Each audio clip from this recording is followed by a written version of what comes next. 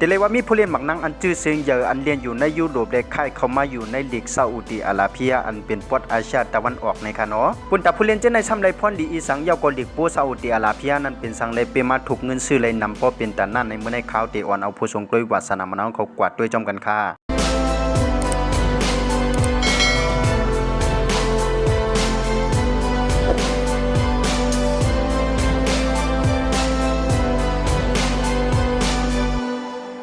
ลิกโปอำนั้นห้องลิกซาอุดิอาระเบียนั่นตีเลยว่าเฮาคันนั้นอำไปยามผู้จักเลยอำไปยามหันมาวันตั้งในคานอเดี๋ยวจะมือมีผู้เล่นบักนังชื่อเสียงอย่างอันมีชื่อว่าใจคริสเตียโนโรนัลโดใครเข้ามาอยู่นั่นตีเลยว่าเปลี่ยนอันนาลีสนใจเลยใครฮู้มาอยู่ในคานอลิกโปอันมีชื่อว่าลิกซาอุดิอาระเบียในย้อนไปว่าอยู่ในปอดอาเซียตะวันออกแลย้อนนั้นเตรียมมีผู้ใหญ่ฝ่ายอยู่ฟ้าเขามากุมเท่งเลยเกี่ยวข้องเจ้าเหมือนเจ้าหนังลิกในปอดตอนยุโรปนั่นในคานอย้อนนั้นบนดาเตทุกเงินซื้อเอาผู้เล่นบักนังอันยามเด่นอยู่ในยุโรปสิเข้ามาอยู่ในลิกเขานั่นก็มีลงว่าเฮ็ดผิดปักเบิงไม้มีการเงินอันมีชื่อว่า Financial Fair Play นั่นในคานอแถมบุญตาที่จันเจอผู้เล่นชื่อเสียงใหญ่สิเข้ามาอยู่ในลีกในไปมีการปันกาจ้างสูงหรือเสจุ่มเตียนเขายามเด่นมาเจอนั่นในคาอ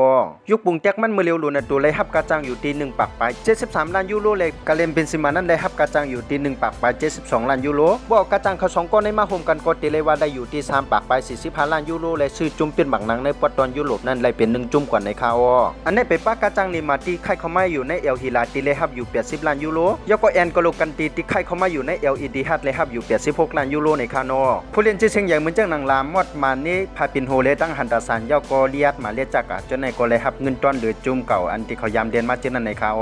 นำต้นเตียนเมืองซาอุดิอาระเบียเลยครับนั่นแต่หรือสิว่าผู้เล่นชื่อเสียงใหญ่เจในเขามาเป็นสปุนสายเย้าเลยปุ่นตัดเตยุคจันทันดีเขานั้นเฮมันตูตั้งกำผาเย้าก็ให้มีผู้ทรงกล้วยนำหรือสิเก่าในคาอกล้วยกามีผู้ทรงต้วยวาสนามน้องเขาตั้งนำตั้งหลายเตียนทางเทอมว่าเฮ็ดสังเลยจุ่มใหญ่เจในอำไรเขาอยู่ฟ้าแชมเปี้ยนลีกยูโรปาลีกยูฟ่าคอเฟอเรนซ์ลีกเหมือนเจ้าหนังจุ่มใหญ่ในยุโรปเขานั่นในคานอย้อนประวัติลีกเขานั้นอำเกี่ยวข้องกันตั้งผู้ใหญ่พายุฟ้าย่อก็อำไรอยู่ใต้ผู้ใหญ่พายุฟ้าเขากุ้มทิ้งป้าเลยย้อนนั้นเตรียมมีติดตั้งตัดเลยเข้าในคานอการที่ซาอุดิอาระเบียและยุคจันทันดีขึ้นมามีสุปัสตาผู้เรียนอันชื่อเสียงใหญ่ตั้งนำตั้งหลายแล่ก็อำจังว่าในอนาคตอันจำในเฮาคาจังไรหันผู้ใหญ่ตั้ง2 ฝ่ายยิบมือตกลงเลยใจกันเชจังไรหันจุ่มใหญ่จะในเขามาเรียนในอยู่ฟ้าแชมเปี้ยนลีกก็จังเป็นไรในคานอเป็นจังหือก็เฮาคำมาปักตาไปด้วยกว่าจ้อมกันว่าจ่องเตมีติดตั้งตัดเตเป็นกว่าไรในคานอพอคาตั้งเส้นทั้งหมดก็มีจึงหนังในคาในก็เป็นลีกโปซาอุดิอาระเบียในคานอสังเจว่าเกี่ยวด้วยสงด้วยลองข่าวซ้ำมานังไผ่ใต้ในก็อย่าลืมเล็กไลน์เล็กแชร์ยก็ฝากติดตามบันนังของ YouTube ข่าวซ้ำมานังไผ่เต้าข่าวพองในคานอข่าวซ้ำมานังไผ่ใต้